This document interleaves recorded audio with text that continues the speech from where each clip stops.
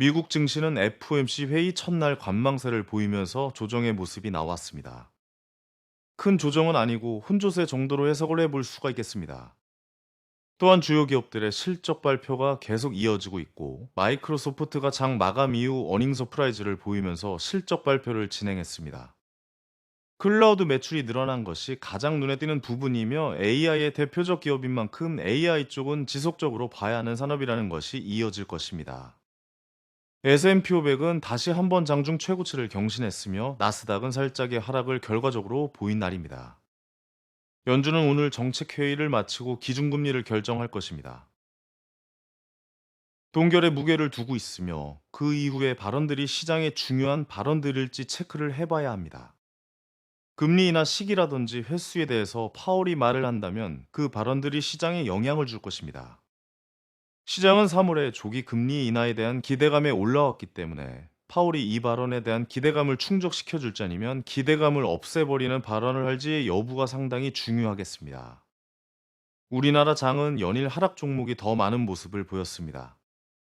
이틀 전 코스닥 쪽이 2%대 하락에 이어서 어제의 하락은 체감상 상당히 좋지 않은 체감을 불러왔다고 볼 수 있겠습니다. 대부분 수익이 쉽지 않은 장이었으므로 강한 멘탈의 장이다라고 말씀을 드리고 싶습니다. 지수의 체감이 좋지 않은 상황에서 좋은 관점과 매매를 이어갈 수 있는 방법의 기준이 있습니다. 바로 비중 조절입니다. 우리는 지수의 위아래를 맞추는 신이 아닙니다.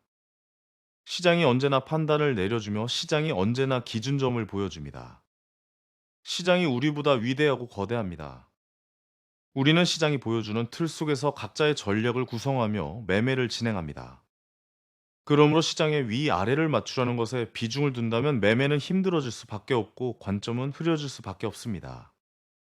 여러 매체를 통해서 이러한 말을 들으셨을 것입니다. 주식은 대응이다. 기본적인 마인드가 대응의 관점으로 시장을 바라본다면 우리는 비중에 대한 조절이 자연스럽게 될 것입니다. 대응이라는 것은 위아래 횡보 모든 방향성에 대해 준비와 전략을 구성하는 것이기 때문입니다. 대응의 준비가 되어 있다면 시장이 상승이 나오던 하락이 나오던 그것에 따라서 대응의 카드를 꺼내면 되기 때문에 우리는 두려울 것이 없어집니다. 이러한 대응의 기본이 비중 조절입니다. 비중 조절은 전체의 비중뿐 아니라 매매할 당시에도 현금 비중을 생각하고 리스크를 대비하면서 다양하게 비중을 조절하는 것을 뜻합니다. 언제나 내 자신은 신이 아니기 때문에 시장을 맞추려는 것보다는 매매 관점에 대한 판단을 기다리고, 시장의 판단을 받지 못하는 것도 대비해야 하는 것입니다. 비중 조절에 대한 전략을 먼저 생각하신다면 이 모든 것들이 가능해지고, 어려운 체감의 장 속에서도 관점을 이어갈 수 있으며 매매가 가능하게 될 것입니다. 그러므로 현 시간 혹시나 매매 관점에 대해 고민이 많으신 분들이 계신다면 비중에 대한 전략부터 구성해 주시면 좋지 않을까 하는 생각을 말씀드려 봅니다. 우리나라의 주요 섹터인 반도체 쪽에서 패키징에 대한 중요성이 점점 나오고 있습니다. 패키징은 최근 상승했던 온디바이스 AI, HBN, 온센서 AI 등 여러 차세대 반도체 기술에서 중요한 부분을 담당하는 기술입니다.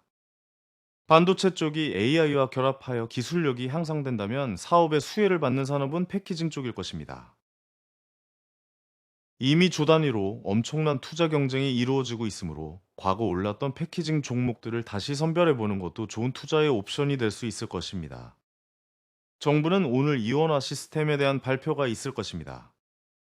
행정망 시스템에 대한 발표로서 작년부터 이것에 대해 대책 발표를 하겠다는 말을 해왔습니다. 클라우드와 행정망 시스템을 구성하는 회사, 그리고 어제 움직여 주었던 데이터 센터 관련 회사 정도가 해당이 될 것이므로 관련주를 볼 수 있겠습니다. 통신 쪽도 SK텔레콤의 5G 주파수를 추가로 공급을 받을 것인가에 대한 부분이 오늘의 이슈가 될 전망입니다. 주파수를 추가로 공급받는다는 것은 통신사들의 경쟁으로 이어질 것이기 때문에, 통신 장비 관련 회사들의 수혜로 연결되는 연결점이 있습니다. UAM 쪽의 주파수 공급 이야기도 나오고 있는 상황이므로 UAM 쪽 관련주들 또한 살펴볼 수 있겠고, 또한 통신 장비 회사 관련주들, 5G 관련주들도 다시 한번 살펴볼 수 있겠습니다. 오늘 제일 중요한 것은 위에 말씀드린 FOMC에 따른 대응책을 구성하는 것입니다. 그 어느 누구도 파월의 생각과 발언을 알지 못합니다. 어려운 장입니다. 맞추려는 신의 영역에 도전하는 것보다는 겸손하게 대응의 구성과 전략을 체크해 두고 결과가 나온 뒤 그것에 따라서 대응해야 할 듯합니다. 감사합니다. AI 황현이었습니다.